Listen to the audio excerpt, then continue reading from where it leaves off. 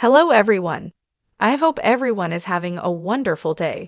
Before starting the video, please go ahead and hit the subscribe button and give this video a thumbs up. Chicago PD Jessa Lee Soffer plays Jay Halstead.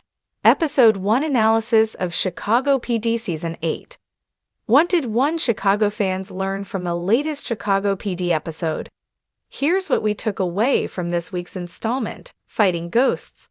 Fighting Ghosts featured Hank Voight, Jason Begg, chafing against attempts to change the way intelligence operates, while Kevin Atwater, LaRoyce Hawkins, continued to be targeted by other cops after he refused to recant his story about the Sean Page shooting from Season 7.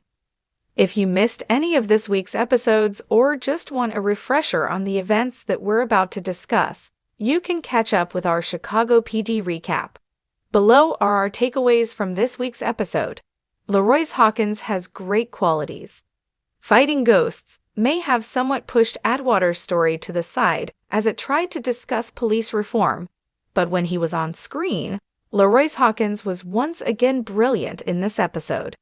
It feels like this gets said every season, but he's incredible and deserves a lot more screen time than he gets. This episode is going to be remembered for the shouting match between Atwater and Voight, and LaRoyce delivered everything that moment needed to have. Not to mention, everything that's been missing from Chicago PD since the exit of John Seda.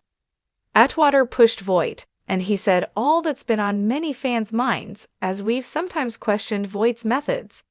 The big question is if that's going to make any difference. Voight may have told Atwater to get another job, but the promo for the next episode shows them talking to each other, so clearly he didn't go anywhere or get kicked out of intelligence. Let's hope he keeps pushing when it's appropriate during the rest of Season 8. Will Voight truly undergo a transformation? This episode depicted Hank Voight as someone who's not only struggling to change, but totally disinterested in change. His comments about no one having the guts to stand up for police, and his remarks to Atwater about how, once again, this is his unit made him come off as a very unsympathetic character. It would have been one thing if Chicago PD had shown him thinking about his methods and just not being able to make it work, but instead, Voight dug his heels in. The thing is, though, that's down to the writers.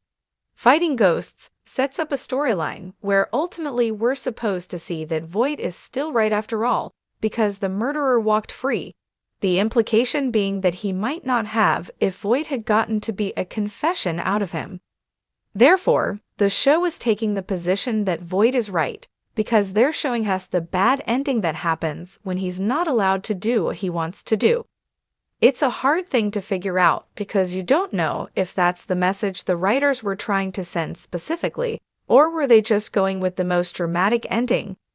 The whole One Chicago franchise likes those kinds of conclusions, so it could just be as simple as choosing what would have the most punch, or not, relatively speaking.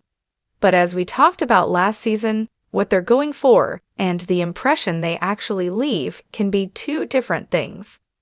So is the show going to have an actual discussion about police reform, or is the idea of reform just being used for dramatic effect, and nothing will really affect Voight? It's too soon to call. We'll have to see what happens in later episodes. Star Wars joke aside, it was strange that Chicago PD not only didn't explain why Vanessa Rojas, Lizeth Chavez, was no longer with the unit but didn't even mention her. She was supposed to be Atwater's partner, so with Atwater going through all this stuff, one quick reference to him not having Rojas there to back him up would have made sense. Showrunner Rick Eade has said in interviews that the writers are still working on explaining Rojas' departure, so they didn't put it in the premiere. But the producers are the ones who decided not to continue with the character, and they don't need to make a big deal of it since she was only on the show for one season. So it's surprising that they weren't able to come up with something. By the time they do get around to explaining where she went, is the audience going to care? For the latest Chicago PD Season 8 spoilers and news, plus more on the entire series, follow the Chicago PD category at One Chicago Center. Thanks for watching this video. Please subscribe to our Chicago PD official channel and stay with us.